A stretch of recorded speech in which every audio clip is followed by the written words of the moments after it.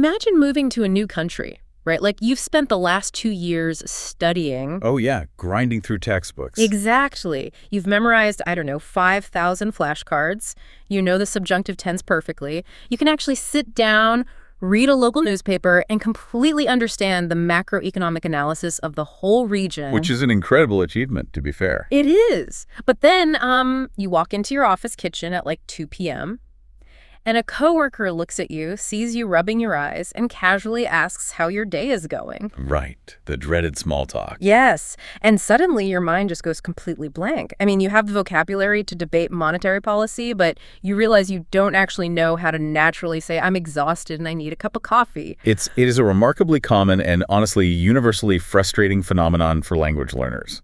I see it all the time. It's crazy, isn't it? It really is. People tend to build these towering intellectual structures of vocabulary and grammar, but they completely neglect the foundation of everyday human existence. Yeah, the basic stuff. Exactly. We equip ourselves to pass these really rigorous academic exams or engage in complex theoretical debates, but we leave ourselves entirely defenseless for just a standard Tuesday afternoon. Defenseless for a Tuesday afternoon. I love that. And that gap, that exact gap between academic knowledge and lived reality is what we are dismantling in this deep dive today. I'm very excited for this one. Me too.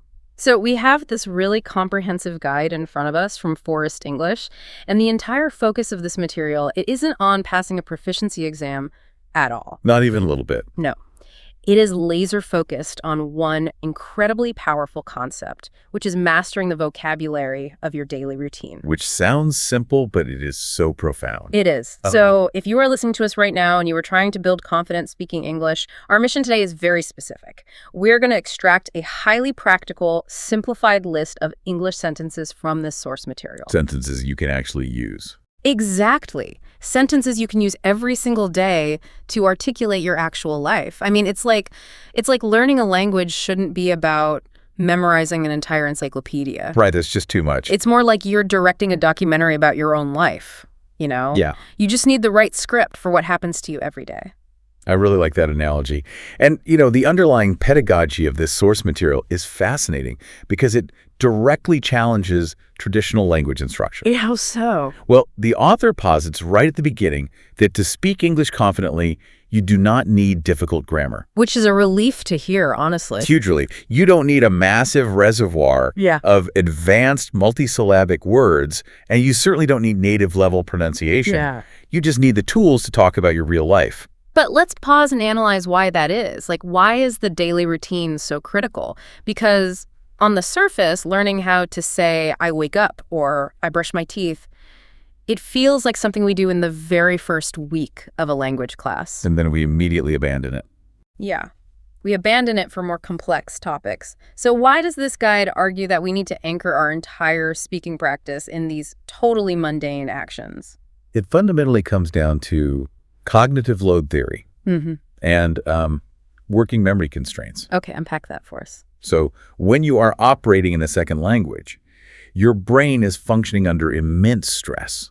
I mean, you are processing the mechanics of phonetics, like how to physically move your tongue and lips to produce unfamiliar sounds. Which is exhausting on its own. Completely. And you are also parsing syntax. You're trying to remember, does the adjective come before or after the noun? Right. You are frantically searching your mental lexicon for the right vocabulary. And if, on top of all that processing, you are also trying to invent a complex narrative or formulate an opinion on an abstract topic. Your brain just crashes. Yes. Yeah. Your working memory simply overloads, the system shuts down. Wow. So by focusing on the daily routine, you are effectively removing the burden of invention entirely. The narrative is already written for you. Precisely. The actions of your daily life are entirely predictable. You know exactly what happens when you wake up, right? Yeah, I go to the kitchen and look for coffee. Exactly. You know the sequence of events. Because the context is already known, deeply familiar, and autobiographical, the cognitive load drops significantly. That makes so much sense. You aren't trying to figure out what to say. You only have to focus on how to say it. And that frees up crucial mental bandwidth to actually focus on the mechanics of speaking English fluently and clearly. Okay, this is brilliant. So we are going to walk through a day in your life chronologically using the exact sentences provided by Forrest English. And we are starting right at the foundation, which is the morning. The biological imperative of waking up. It provides the lowest possible barrier to entry for language production. Because everyone does it. Right. Whether you are in Tokyo, Sao Paulo, or London, the human experience of waking up is universally shared. Okay, so the source provides a core list of foundation sentences. The goal here is for the learner to practice these exact, simple structures. We start with, I wake up at 7 o'clock. A perfect solid base. Then, I feel sleepy in the morning. Which I love, because it adds that human element. Yeah, it really does. Then we have, I get out of bed slowly. I check my phone. I check my messages. I check the weather. Very modern, very relatable. Totally. And then it introduces a reaction, which is, oh no, I need to hurry. That inclusion right there, oh no, I need to hurry, is highly strategic. Really? Why is that? Because it introduces immediate, relatable emotion into the language practice. Often beginner English materials force learners into robotic descriptions of physical actions. I grab the cup. I open the door. Yeah, like you're reading a manual. Yeah, exactly. By including an emotional reaction to the time, the text begins bridging the gap between functional language and expressive language. Ah, I see. Okay, so from the bedroom, the text moves us directly into the bathroom, and the vocabulary remains deeply grounded in physical reality. We get these essential grooming sentences. Let's hear them. I brush my teeth, I wash my face, I take a shower, I comb my hair, I get dressed. I want to draw attention to the syntax of those sentences for a second. Go for it. They rely entirely on the subject-verb-object, or SVO, structure. Right. I brush my teeth. Yes. I is the subject, brush is the verb, my teeth is the object. Now, for a learner whose native language might be subject-object-verb, like Japanese or Korean, for example. Oh, that basic English syntax can actually feel quite unnatural at first. Very unnatural. Yeah. Because their brain naturally wants to say, I, my teeth brush. Right, right. So by anchoring this SVO structure to highly repetitive physical daily actions, the learner engages in a form of embodied cognition. Embodied cognition, what does that mean in this context? Well, you are physically performing the action of brushing your teeth every single day. If you pair that physical habit with the mental repetition of the English phrase, I brush my teeth, you are fundamentally rewiring your brain's syntactical expectations. Without ever having to look at a grammatical diagram? Exactly. You are feeling the grammar in your body. Okay, wait. Let me push back on this a little bit. Sure, go ahead. I understand the embodied cognition aspect, but I'm looking at these sentences and they are incredibly short and isolated. Like, I take a shower, I get dressed. Very staccato. Yeah. If a learner just strings these sentences together in the real world, won't they sound incredibly unnatural? I mean, isn't there a real risk that standardizing a routine like this makes the learner sound a bit like a robot? That is a very valid concern. Yeah. And it's a trap many learners fall into. They memorize isolated blocks of text, and they just cannot connect them. Right, it's just fact after fact. But the source material actually anticipates this problem. It addresses it through the specific strategy of sequence structuring. Okay, sequence structuring. It doesn't ask you to just recite a list. It introduces the psychological concept of narrative building through transition words. Words like first, then, and after that. Ah, so it's about providing the connective tissue. It is the difference between reading a grocery list and telling a story. Yeah. By inserting those transition words, the brain begins to understand the temporal relationship between actions. Oh, it flows better. Exactly. The text provides this model. First, I wake up at 7, then I go to the bathroom. After that, I take a shower. You see, you are no longer recalling disparate facts. You are narrating a chronological sequence. And that's easier to remember. And much easier. Uh-huh. From a cognitive perspective, humans are hardwired for narrative. It is much easier for our working memory to recall a linked chain of events than a randomized list of verbs. That makes total sense. And there is a really vital piece of encouragement the author includes in this morning section that I want to mention. The text explicitly states, when you make mistakes, it means you are trying. I love that they included that. Right. It establishes from the moment the learner wakes up in this linguistic routine that perfection is not the objective here. Which addresses what linguists refer to as the affective filter. The affective filter, I've heard of that. Yeah, it's basically the emotional barrier of anxiety and self-doubt that literally prevents the brain from acquiring language. Oh, wow. If you are terrified of making a mistake, your affective filter is high, and language acquisition just halts. By giving the learner psychological permission to fail within the safety of their own morning routine, the text drastically lowers that filter. Okay, so our routine continues. We are dressed, the transition words are in place, and the sequence moves us to the kitchen. Time for breakfast. Yes.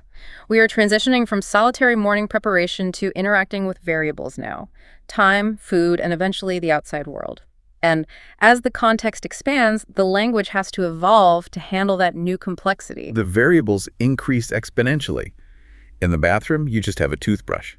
But in the kitchen, you have dietary choices, and more importantly, you have the constraint of the clock. Exactly. So the core breakfast sentences to practice are these. I eat breakfast every morning. I usually drink coffee. Essential. I drink a glass of water. I eat eggs and toast. And then sometimes I skip breakfast. Notice how the text begins introducing adverbs of frequency there. Yeah, like usually and sometimes. Right, and tying them to conditions, we see phrases like, I have breakfast before work, or I don't have much time in the morning. The learner is suddenly dealing with cause and effect in their second language. And this brings us to a specific phrase highlighted in the text that I find absolutely fascinating from a practical standpoint. It's just a two-word phrase. It depends. Oh, from a pragmatic linguistics perspective, it depends is one of the most sophisticated tools a beginner can wield. Really? Why is that? Why is it more powerful than just teaching a learner to say yes or no? Because language instruction so often forces learners into rigid binary absolutes. Like a textbook asks, do you eat breakfast? And the learner is trained to produce the affirmative, yes, I eat breakfast, or the negative, no, I do not eat breakfast. Which isn't how real life works. Exactly. Human behavior is rarely binary. We operate in shades of gray based on external factors. It depends allows the learner to account for those changing variables naturally. The text models it perfectly. It depends.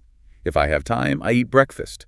If I am busy, I skip breakfast. It also seems like a crucial mechanism for managing the flow of a conversation. Like if someone asks you a question in a second language, there's always that terrifying microsecond of panic where your brain has to translate the question, formulate the answer, and then translate the answer back. Yes, that lag time. Saying it depends kind of buys you cognitive processing time, doesn't it? It does exactly that. Mm-hmm. It serves as a natural conversational filler that demonstrates deep competence.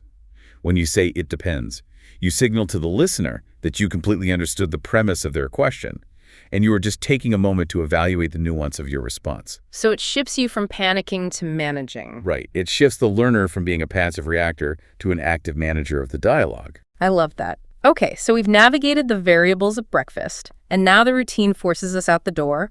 We enter the commute. The commute. The text provides these vital sentences. I leave home at 8 o'clock. Then the modes of transport. I drive to work. I take the bus, I walk to class, or highly relevant today, I work from home, and then it introduces the concept of duration with the sentence, it takes about 30 minutes. That phrase right there, it takes, is a really significant linguistic hurdle. Is it? It seems so simple. It seems simple to a native speaker, yes, but many languages conceptualize time quite differently. A learner might try to directly translate their native syntax and end up saying something like, it needs 30 minutes, or I use 30 minutes. Oh, I see. English uses the verb to take to express the duration of an activity, which is highly idiomatic.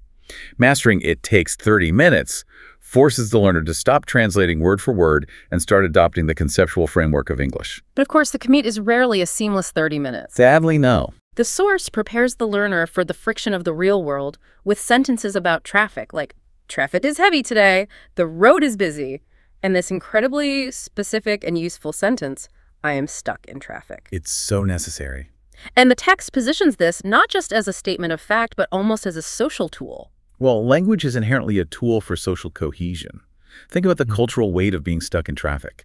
It's a universally despised experience in modern society. Right. If you walk into an office meeting 10 minutes late and you simply say, I am late, it invites judgment. It puts people on the defensive. But if you walk in and say, I was stuck in traffic, it instantly shifts the dynamic.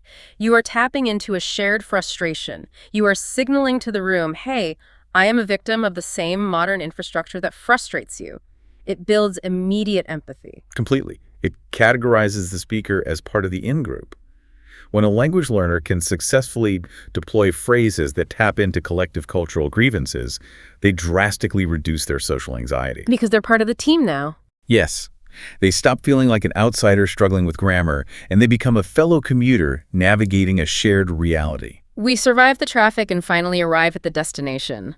We are now transitioning from the physical mechanics of the morning into the mental demands of the workday. A big shift. Huge. The vocabulary must shift entirely. We aren't really moving anymore. We are sitting at a desk.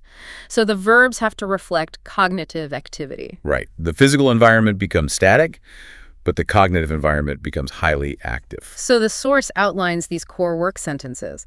I start work at 9 o'clock. I check my email. I make a to-do list. I attend meetings. All very standard. But the most crucial sentence it provides for a learner navigating a foreign workplace is this one. I ask questions when I don't understand. Oh, that is so important. That sentence operates on two distinct levels. Tell me about the first level. Practically, it is essential workplace communication. You have to be able to clarify things. But on a metacognitive level, it is a statement of self-advocacy regarding their language learning journey itself. Self-advocacy. Yes. So many second language speakers suffer in silence because they fear that asking for clarification will somehow expose their lack of fluency. Right, they just nod and pretend they understand what's happening in the meeting. Exactly. Which is disastrous for both their job performance and their language acquisition. By formalizing the sentence, I ask questions when I don't understand, as part of their daily routine script, the text normalizes the act of not knowing. It takes the shame out of it. It frames seeking clarification as a proactive, positive behavior rather than a deficit. The text also places a really heavy emphasis on expressing internal states and productivity here. It provides the vocabulary to say, I feel focused today. I have a lot of work to do. I feel a little tired. I feel productive. That's a great list. And I appreciate how the author explicitly defines productive. The text states that productive means doing useful work and making progress. That distinction is vital. Yeah. It separates the concept of being productive from simply being busy. Because they aren't the same thing. It's not at all. Articulating a state of productivity, like saying today was a productive day, allows the learner to experience and express the psychological reward of achievement in their target language. It associates English with positive professional reinforcement. But cognitive endurance has its limits, of course. Oh, definitely. The text acknowledges this by immediately transitioning into the necessity of taking breaks. It gives sentences like, I stand up and stretch, I drink some water, I need to rest my eyes. All very physical, grounding actions. Right. But then it introduces a fascinating, slightly abstract idiom, I need to clear my mind. And the text defines this as relaxing your brain. But consider the learner's perspective here. Why introduce an abstract idiom like clearing the mind alongside incredibly literal sentences like, I drink water? Because the author deeply understands the psychology of the adult language learner. As we discussed earlier with cognitive load, the act of operating in a second language is neurologically exhausting. The brain is working overtime. Constantly. It's working in overdrive to interpret and translate context. The phrase, I need to clear my mind, is provided as a specific mechanism to express that cognitive overload. It gives them the vocabulary to defend their own mental boundaries. Precisely. Look at the framing the text uses. It explicitly tells the learner, breaks are not a waste of time. Breaks help you work better. Which is hard for anyone to remember, let alone someone working in a second language. Right. For a professional working in a secondary language environment, imposter syndrome often drives them to overwork just to compensate for their perceived linguistic shortcomings. They feel like they have to prove themselves twice as much. Exactly. So giving them the phrase, a short break can help me focus, empowers them to manage their energy. They aren't just stepping away from their desk. They are managing their cognitive resources, and they now have the professional English phrasing to articulate that to their colleagues. Which naturally leads us right into the universal experience of the midday slump. Oh, yes, the 2 p.m. wall. We reach the afternoon, and the physical and mental fatigue really begin to compound. The daily routine narrative has to account for this shift in energy. We enter the phase of the day where biological rhythms inevitably dip. It begins with the lunch routine. The text gives us, I have lunch at noon. I usually bring lunch from home, versus sometimes I buy lunch. I eat lunch with my coworkers, versus I eat lunch by myself. And it introduces dietary choices, too. I try to eat healthy food, but sometimes I eat fast food. Food serves as the ultimate universal conversation starter. It really does. Having the vocabulary to discuss the mundane details of lunch, whether you brought leftovers or craving fast food, it gives the learner the tools to participate in the most fundamental social ritual of any workplace. It's the absolute foundation of casual networking. And then the clock ticks past 2 p.m., the lunch settles, and the crash happens. The text prepares the learner for this biological reality with these sentences. In the afternoon, I feel a little sleepy, I need another cup of coffee, I try to stay focused. This is where we see the text deliberately normalizing the human experience to combat language anxiety. How does talking about being sleepy combat language anxiety? Well, think about it. If you are an English learner in a high-pressure corporate environment in, say, London or New York, you might interpret your afternoon fatigue as a personal failure. You might worry that you aren't keeping up because your brain is exhausted from translating all morning. So you internalize the fatigue as a language problem, not a human problem. Exactly. Being able to look at a native-speaking colleague and say, in the afternoon, I feel a little sleepy, I need another cup of coffee, shatters that illusion. It instantly connects you. It proved that despite the linguistic divide, your biological rhythms are identical. The colleague will inevitably agree, and suddenly the learner experiences a moment of perfect, effortless communication born from shared exhaustion. That's beautiful, actually. So we survive the afternoon slump, and we have to wrap up the workday.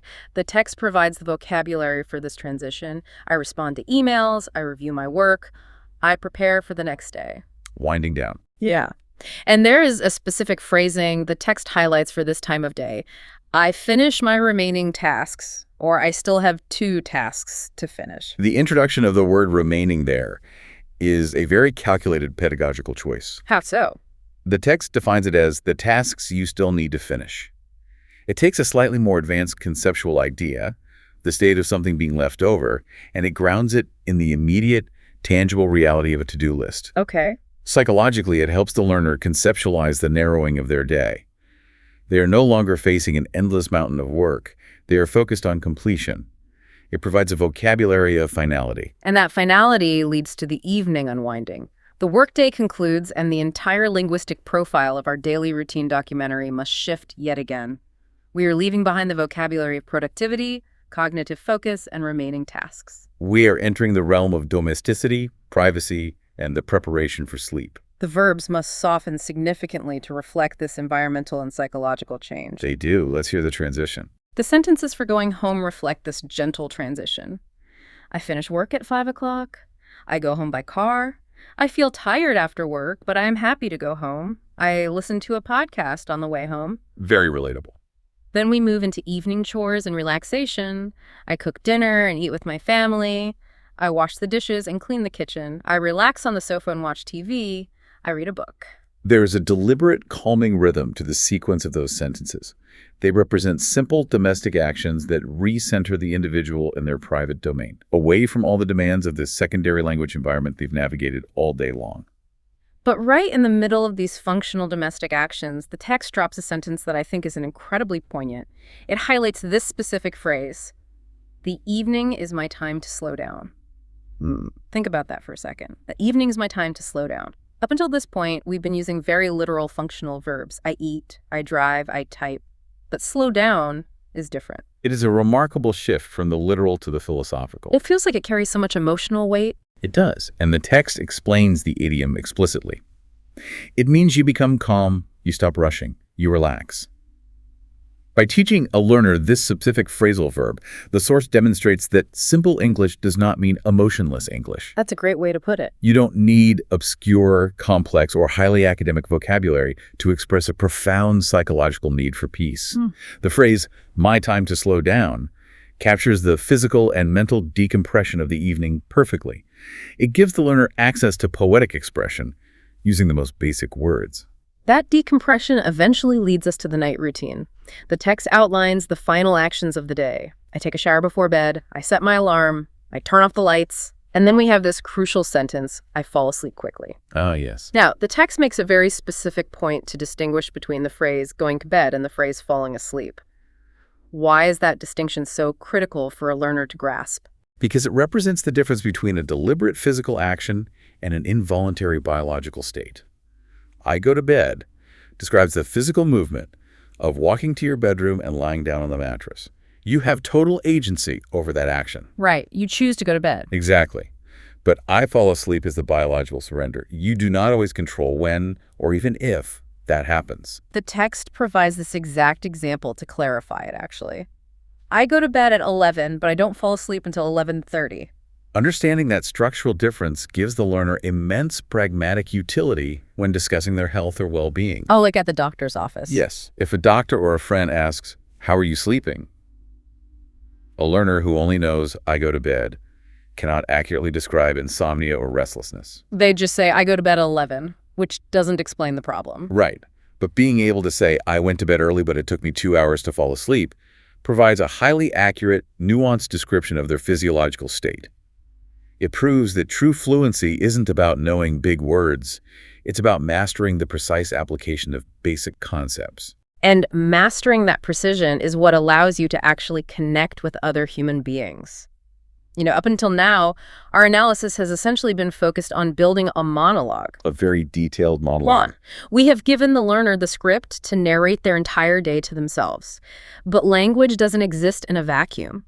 To actually use this tool, the learner must transition from monologue to dialogue. They have to connect these personal statements with the outside world. This is where the structural integrity of the routine they've learned gets tested against the unpredictability of human interaction. The text introduces a critical tool for this transition. It focuses heavily on adverbs of frequency. It gives us a scale. Always. Usually, often, sometimes, rarely, never. We touched on these briefly during the breakfast section. We did, yeah.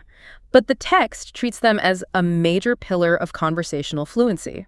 Pedagogically, this is an incredibly efficient way to rapidly increase a learner's conversational competence. But why? What is it about these specific adverbs that transforms a basic sentence into a natural conversation? Like, the text provides examples. I always whiten my teeth. I rarely drink soda. I never go to bed without brushing my teeth. Because adverbs of frequency are the fastest way to inject personality and specific lifestyle habits into a generic structure. Okay, give me an example. If you state, "I drink coffee," you are simply reporting an objective fact. It's dry. But the moment you add a frequency word saying, "I rarely drink coffee," or "I always drink coffee," you're instantly providing subjective texture. You're telling me something about who you are. Exactly. You're giving the listener a window into your personal preferences, your habits, your identity. It shifts the language from a functional report to a personal disclosure. And structurally, they're incredibly forgiving for a beginner, right? Very forgiving. They almost universally slot right in between the subject and the main verb. The grammatical barrier to entry is virtually zero, but the conversational impact is massive. I notice the text simplifies this concept by assigning percentages, which is a brilliant cognitive shortcut. It's very helpful. It says, always is 100%, usually is most of the time, often is many times, sometimes is occasionally, rarely is almost never, never is 0%. A learner can immediately map their own life onto that mathematical scale and start generating hundreds of highly personalized, emotionally resonant sentences. And that personalization is key. But personalizing your own statements is only half the battle. A conversation requires two people. Takes two to tango. Right. The text then shifts to the mechanics of asking and answering questions. What time do you wake up? I wake up at 7. How do you go to work? I drive to work. This is where we see the concept of reciprocity in language. Think about it this way. If the statements we've been learning, I wake up, I drink coffee, are the bricks of a building, then questions are the doors. Okay. If you only know how to make statements, you are just building a solid brick wall of information about yourself. You are talking at people. But the moment you ask, what time do you wake up? You put a door in that wall. You actively invite the other person into the space. That is a highly accurate way to visualize the pragmatics of conversation. A dialogue is not just the exchange of data. It is the reciprocal exchange of social energy. Social energy, yes. The text states this plainly. If you can ask questions, you can start conversations. If you can answer questions, you can keep conversations going. It emphasizes that language is a tool for human connection, not just a performance of grammatical knowledge. Let's look at the mini conversation the text provides as an example. It shows exactly how natural it sounds when you combine the personalized statements, the frequency adverbs, and the questions. It reads like this. Person A asks, what time do you wake up? Person B says, I usually wake up at 7 o'clock. Do you eat breakfast? Yes, I usually eat eggs and toast. How do you go to work? I drive to work. It takes about 25 minutes. What do you do after work? I go home, eat dinner, and relax. It is unpretentious, it is highly functional, and it is completely undeniably natural. It just flows. That exact exchange happens millions of times every single day in offices, coffee shops, and train stations around the world. If a learner can master that precise script, the social anxiety that paralyzes them in English-speaking environments will plummet. Because they know what to expect. Exactly. They will realize they don't need to be a brilliant, witty conversationalist. They just need to master the script of the mundane. Which brings us to the final and arguably most important piece of this entire guide. The application. Yes, we have the vocabulary, we have the syntax, we have the conversational tools, but how does a learner actually cement this into their brain? Before you go to sleep in our daily routine narrative, the source provides highly specific advice for the actual mechanics of practice. It transitions from defining what to learn to outlining exactly how to learn it based on the realities of human psychology. It suggests making English practice an integrated part of the night routine itself. The text provides these practice sentences for the learner to adopt. I study English every night. I listen to an English podcast. I practice speaking for 5 minutes. I write 3 sentences in my notebook. Setting the habit. And then it drops the core mantra of the entire methodology. Consistency is more important than perfection. From a neuroscientific perspective, that mantra is the absolute truth of language acquisition. I want to really dig into this because the source specifically advocates for studying just 10 or 20 minutes a night. Just 10 minutes. Yeah. The text says you don't need to study for many hours. Small daily practice is powerful. Now look at that through the lens of a typical student. We are conditioned to believe that learning requires massive, grueling effort. We cram for exams for 6 hours straight. To a highly motivated learner, practicing for only 10 minutes almost sounds, too easy. It sounds insufficient. Why does this author insist on such a small amount of time? Because the author understands the biology of memory consolidation and the psychology of habit formation. Okay, break that down. When you attempt to study a language for 3 or 4 hours in a single Sunday session, you experience a massive spike in cognitive fatigue. The working memory overflows, and you face a steep drop-off in actual retention. So you aren't even remembering what you study in hour 3? Not at all. The brain physically cannot consolidate that much novel linguistic data at once. Furthermore, a 3-hour study session requires immense willpower. Right. And willpower is a finite resource. If your study method requires massive willpower every time, you will inevitably procrastinate, experience guilt, and eventually abandon the effort entirely. You create an unsustainable system that practically guarantees burnout. Exactly. But 10 to 20 minutes a night, that requires virtually zero willpower. It bypasses the brain's natural resistance to difficult tasks. Little by little, as the text says, is the absolute antidote to burnout. It just becomes part of brushing your teeth. Right. But beyond habit formation, there is a neurological imperative here. Daily exposure signals to your brain that this information, these English phonetic sounds and syntactical structures, are vital for your survival in your environment because you encounter them every single day. Oh, so the frequency tells your brain it's important. Yes. The brain ruthlessly prioritizes daily, repeated information over occasional, binge-learned information. So by practicing right before bed for just 10 minutes, you are essentially tagging that language data as important right before the brain goes into its nightly consolidation cycle. Yes, exactly. Sleep is when the brain moves information from short-term working memory into long-term storage. By reviewing those simple daily routine sentences right before sleep, you are optimizing the brain's natural neuroplasticity. And the text pairs this hyper-efficient time commitment with a crucial psychological shift. It explicitly instructs the learner, don't wait until your English is perfect. Speak now. Practice now. Make mistakes now. Which brings us right back to Stephen Krashen's effective filter hypothesis. Right, the anxiety barrier. Yes. We touched on this earlier, but it is the defining hurdle of adult language learning. The emotional barrier, the fear of sounding stupid, the anxiety of mispronouncing a word, the shame of using the wrong verb tense. It acts as a literal filter in the brain that blocks language acquisition. It just stops the learning cold. It does.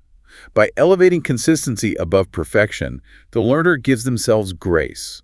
They accept that the goal is not to produce flawless academic English. The goal is to produce daily English. You need English that you can speak in real life. That line from the text really encapsulates the entire philosophy, doesn't it? It's the core of it all. Because real life is messy. Real life is making mistakes. Real life isn't about passing a grammar test. It's about having the tools to tell a colleague that you are stuck in traffic, or that you need a coffee to survive the afternoon slump, or that you are finally slowing down for the evening. It democratizes the entire process of language learning. It really does. It takes English down from the intimidating ivory tower of thick textbooks and rigid university exams, and it places it right in the middle of your kitchen counter, your car steering wheel, and your office desk. I couldn't agree more. So let's synthesize everything we've uncovered today. We have thoroughly analyzed a guide that proves that your actual mundane life is the most powerful language curriculum available. The best textbook is your own life. Exactly. We started with the foundational SVO syntax of the morning, waking up, brushing teeth, and how that repetition rewires the brain. We explored how to navigate the variables of breakfast and the commute using tools like It Depends to manage conversational flow, and using shared frustrations like stuck in traffic to build empathy. Crucial social skills. We examined the shift to cognitive vocabulary during the workday, the critical importance of self-advocacy through asking questions, and how to defend your mental energy by clearing your mind. We normalized the biological reality of the afternoon slump, and we mapped the psychological decompression of the evening routine as we learned to slow down. A full day. We analyzed the mechanics of conversation, how frequency adverbs inject personality, and how questions open doors. And finally, we explored the neuroscience of 10-minute nightly practice, proving that consistency will always defeat the paralyzing pursuit of perfection. It is a comprehensive blueprint for utilizing familiar, low cognitive load contexts to master the mechanics of a new language. Which means it is time for us to issue your specific call to action. We are passing the exact homework provided by Forrest English directly to you. Time to put it into practice. Tonight, right before you go to bed, you must write down 5 simple sentences about your daily routine. Just 5. For example, I wake up at 7, I drink coffee, I drive to work, I eat lunch, I study English. Very simple. Write those 5 sentences in a notebook and then read them out loud, clearly in your room. That is it. That is your 10 minutes of consistency. It may feel overly simple, almost too basic, but if you execute that task tonight, you are taking a tangible, scientifically backed step toward true fluency. You are actively laying down the neural pathways required for spontaneous, confident speech. And I want to leave you with one final thought to examine as you go through your day today. Think back to that image we started with, staring at a massive, intimidating textbook, feeling like you have to download an entire dictionary into your brain before you are allowed to speak. Such a daunting feeling. What happens to that intimidation when you realize that your daily routine is your English practice? If your life is the curriculum, you never actually have to find time to study ever again. The classroom is everywhere. It's all around you. You are studying syntax when you brush your teeth. You are studying conversational variables when you pour your coffee. You are practicing social cohesion when you are stuck in traffic. What will happen to your confidence and your fluency when you realize you're practicing just by living your everyday life? The intimidating wall of language acquisition suddenly turns into a series of very manageable everyday steps. It really does. You don't need a textbook to tell you how to live your life. You just need the words to describe it. Thank you for taking this deep dive with us. We'll be back next time to explore another fascinating set of sources. Until then, keep living your routine and keep practicing your English.